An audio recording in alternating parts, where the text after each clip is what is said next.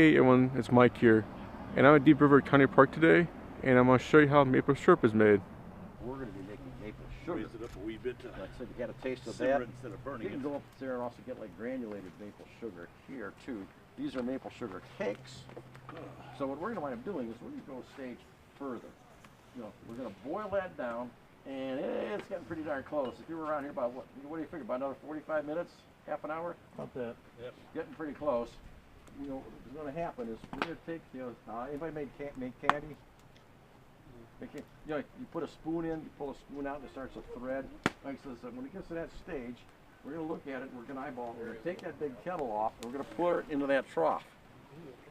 It's going to look real dark brown, real thick, real viscous in color. And what we're going to wind up doing is with these paddles, we're going to like stir it in the trough. And we stir it and stir it and stir it. And it goes through an interesting transformation. What happens is it starts to thicken up a little bit. It starts to lightening color. It looks like fudge and like thicken like peanut butter, and it'll crystallize and granulate into sugar. This represents about 1 pound of maple sugar that we made. Now, over here, this stuff right here that we made about 4 pounds Friday. So, we're showing how, like I said, the presentation, the Native American people, the French voyageurs, the French Canadians coming into the area, they are wind up learning from the Indians about making maple sugar. And how the Indians did that, nobody knows. Nobody knows how the Indians wanted to make maple sugar. There's a lot of stories, a lot of myths about how that happened. Nobody knows. But we do know that when the Europeans were coming into the area, the Indians were making maple sugar, but they were using basically, you see here, like clay pots. They were probably recycling it. Sugar, but not much. But when the Europeans came there, they're trading. Well, then of course the Indians, indeed, then would trade for brass and copper kettles, which you see here.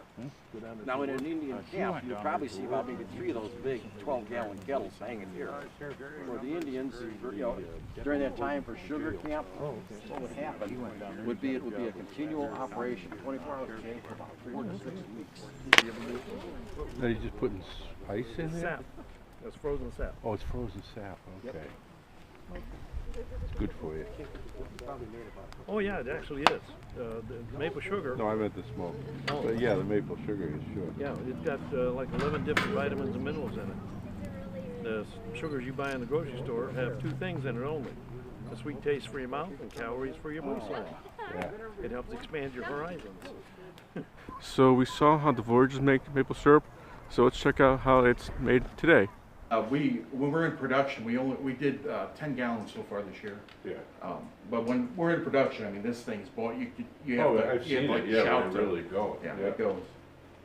Because you can't, if this thing ever boils out, I mean, You'd have a page. it's basically a car sitting here.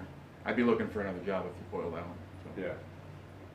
And actually, it did at one time. If you look at the handle right here, this broke off. Yeah. And that's one time it did boil out, and the solder starts breaking, and the whole thing will Yeah, collapse. just come apart. Yeah.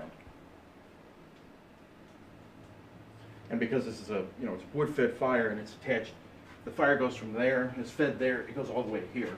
Okay. So because of that, if you're cooking in it, you can't remove the heat source. So if Yeah, you let, can't shut it off. right, It's if just- you let it get away from you, you're in real Yeah. trouble. And actually, when we didn't have the hose hooked up, I asked Walt about that. I mean, if you're absolutely stuck in an emergency, you got a bucket and there's a river. And that's Yeah. basically what you have to do to cool But it that down. wouldn't be a good thing either. No, you'd run all the syrup. Is this your temperature right Yeah, now? if you, The- they use it, this is specifically for syrup. The 0 is boiling water, is boiling temperature for water, 212. Okay, that's 212. So And you, when it hits the 7, that's 219, and that's syrup. So we Okay. keep an eye on this, and when it hits 219 there, that means we can do a pour. kind of tap. But right now, we only have it simmering, so. But at this point, I mean, it is pretty much syrup or near syrup. It's getting there, yeah. So throughout the park there's actually these buckets hanging on these maple trees, and they actually do collect the sap that is made to use to make syrup and maple sugar. As you can see here, if you look inside, let's see here, you can see the tap is actually dripping into the bucket. You can see this bucket has quite a bit of sap in it for the maple syrup or maple sugar, what they decide to make out of it. And here at the park, they actually do sell the maple syrup for about $8 a bottle, and little sample candies for like 75 cents as well. So I want to thank you for watching, and be sure to like and subscribe, and I'll see you later down the road.